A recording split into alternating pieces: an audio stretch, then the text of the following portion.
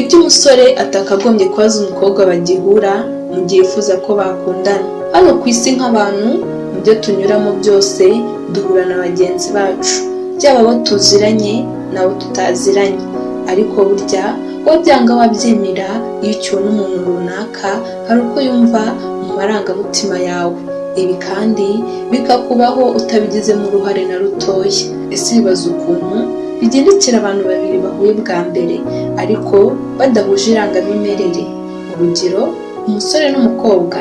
Aha ariko wakwibaza ngo ni gute bigendekera buri umwe mu gihe bataravugana? Ese abatekereza iki? Aba yumva ate mu gihe bari kumwe ariko ntawe uravugisha undi? Uno munsi tugiye kugaruka ku by'umusore atagombye kubaza umukobwa bagihura mu gihe yifuza ko bakundana. Tubahaye ikaze mu kiganiro kirambuye kuri YouTube channel yacu Inzobere TV Show.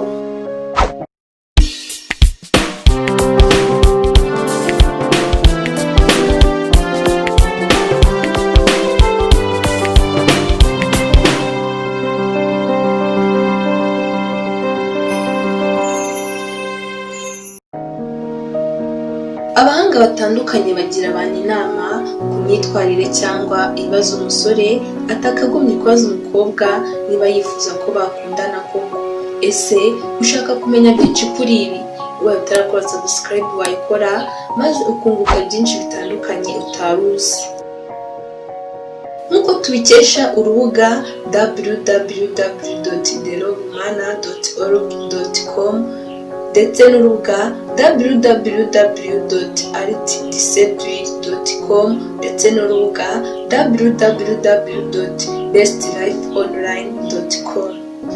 Umwanditsi w'ibitabo w'umunyamerika witwa Hannah Ornstein utuye mu mujyi wa New York City agira abantu inama bifuza gukundana. Avuga ko atari byiza niba bahuye ubwa mbere gutangira kuganira ku bijyanye na politiki, imyemerere ndetse n'amafaranga, ahubwo ngo bakaganira ku bindi bibafasha gutangira kumenyana. Akavuga ko atari byiza niba muhuye ubwa mbere gutangira kuganira ku bijyanye na politiki, imyemerere ndetse n'amafaranga, ahubwo ngo bakwiye kuganira ibindi bibafasha gutangira kumenyana. Kuri urwo rubuga kandi bavuga ko ibibazo umusore atagombye kubaza inkumi bahuye ku nshuro ya mbere kandi yifuza ko urukundo cyangwa umubano wabo ukomeza, kugira ngo uko guhura bwa mbere bitaba ari nabwo bwa nyuma bahuye. Ibibazo umusore atagombye kubaza inkumi yifuza ko bakundana birambuye harimo kubaza umukobwa ibijyanye n'abo bakundanye imbere, nko kumubaza ngo umusore mwakundanye bwa mbere yari ameze ati. Witwa Jonathan Bennett washinze sosiyete yitwa Double Trust Dating ifasha abifuza gukundana, avuga ko iyo ubajije icyo kibazo uba utangiye nabi, kuko ubundi abakundana bahuye bwa mbere bagomba kuganira kuri bo ubwabo, ntibite kubo batandukanye mu bihe byahise. Ikindi kibazo umusore adakwiye kubaza ni ukubaza umukobwa bari kumwe niba yumva yishimye uwo mwanya bari kumwe. Uwo muhanga mu by'urukundo witwa Bennett avuga ko ubaye utabona ko yishimye kuba muri kumwe, wirinda kwishyiramo ko ari wowe wabiteye, kuko ntubuzi niba ari ibindi bibazo bye yisanganiwe byo mu muryango wenda n'ibindi. Uretse ko ngo bishoboka byaba binavuze ko mutazahuza, ariko ngo si ngombwa kubaza icyo kibazo. Si byiza kandi kubaza umukobwa niba hari undi musore bari kumwe mu rukundo mugihura, kuko nk'uko Bennett abivuga byumvikanisha ko ushobora kuba ushaka kumugenzura cyangwa se ukaba wazajya unamufuhira mu gihe kizaza. Ibyiza ngo urabyihorera ukazamenya niba hari undi bari kumwe uko iminsi igenda. Ku rubuga www.artdseduire.com nabo bavuga ko umusore uhuye n'umukobwa yifuza ko bakundana atagomba kumubaza niba hari undi musore afite bakundana, ngo akomerezeho amubaza aho bahuriye n'uko bamenyanye n'ibindi, ahubwo kuko bizwi ko abakobwa beza batabura abahungu bakundana, niba guhaye umwanya wo kuganira muraganira nyuma ukazabyimenyera niba afite undi musore cyangwa se akunze wowe. Ikindi ngo si byiza kubaza umukobwa mu gihura mu umubare w'abasore amaze gukundana nabo, kuko ngo nta gisubizo cy'ukuri wabona, kandi anamaze kugusubiza nubwo byaba ari ukuri nawe yahita akurikizaho kukubaza abo mwatandukanye, ugasanga bibaye ibyo nimubonye umwanya wo kuganira kuri mwe n'urukundo mugamije rukabura umwanya wo kuganirwaho. Naho ku rubuga www.bestlifeonline.com nabo bavuga ko ibibazo umusore atagomba kubaza umukobwa yifuza ko bakundana mu gihe bagihura bwa mbere bagiye kuganira, mu bibazo umusore adakwiye kubaza umukobwa nk'uko bigaragara kuri urwo rubuga harimo kumubaza impamvu adafite umuntu bakundana.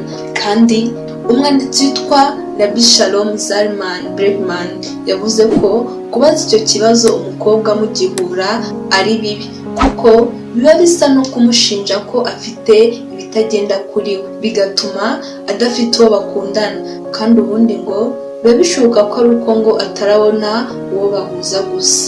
Umusore ntiyagombye kubaza umukobwa bagihura niba akunda gusaragurika, wenda akaba yamubaza ati nizere ko udakunda gusaragurika cyane kuko maze igihe nkundana n'abantu nyuma ngasanga bakunda gusaragurika. Candice A, impuguke mu kwigisha gukundana, avuga ko umusore adakwiye kubaza umukobwa icyo kibazo, kuko ngo nawe yakwibaza impamvu ukunda guhura nabo basaragurika gusa. Ibyiza ngo urareka ukazagenda ubona uko ateye buhoro buhoro. Nta musore ukwiye kubaza umukobwa bagihura ngo ubuse urabona urukundo rwacu ruganahe, bituma umukobwa amufata nk'uwihebye cyangwa se ufite ubwira bwinshi. Ibyiza ngo urategereza ukareba aho rugana nyine. Nta musore kandi wagombye kubaza ibiciro by'ikintu abonanye umukobwa bagitangira gukundana. Urugero, ari nk'ishakoshi afite bigaragara ko ihenze, si byiza kumubaza igiciro cyayo. Uwitwa Bonnie Winston, icyamamare akaba impuguke mu by'urukundo, avuga ko bihagije ko amubwira ko afite ishakoshi nziza bitabaye ngombwa kujya kumubaza ibiciro byayo. Nta musore ukwiye kubaza umukobwa bagihura kandi yifuza ko bakundana ngo mbese urumva wakunze uko ngaragara, uko nambaye. Icyo ngo ni ikibazo gishobora kuzana ibisubizo bitagushimisha. Ibyiza ngo ni uko ubyihorera nk'uko bivugwa n'umutoza mu byo gukundana witwa Rosalind Sedaka. Umusore ntiyagombye kubaza umukobwa bagihura niba yifuza kuzabyara cyangwa umubare w'abana yifuza kubyara. Ibyiza ngo ni ugutegereza bakabanza bakamenyerana mbere yo kumubaza icyo kibazo. Umusore ugihura n'umukobwa bwa mbere kandi ngo ntiyagombye kumubaza ibijyanye n'ababyeyi be, kuko ngo icyo kibazo cyatuma atisanzura mu kiganiro gikurikiraho, cyane cyane abajijwe icyo kibazo abanye nabi n'ababyeyi be cyangwa se atanabafite nk'uko bivugwa n'uwitwa Peri. Ikindi ngo nta musore ugihura n'umukobwa yifuza ko bazakundana wagombye kumubaza umubare w'abantu bamaze kuryamana nabo. Ibyo ngo niba bikureba nk'umuntu ugitangira gukundana nk'uko bivugwa na Bregman. Si byiza kandi ko umusore abaza umukobwa bagihura ko akunda kurya cyane no kunywa nk'uko yabigenje aho bahuriye baganira. Ibyo ngo bishobora gutuma urukundo rudakomeza, kuko niyo yaba akunda ibyo kurya no kunywa cyangwa atabikunda ashobora kubona ko uzajya umugerera ibyo gufungura akakureka.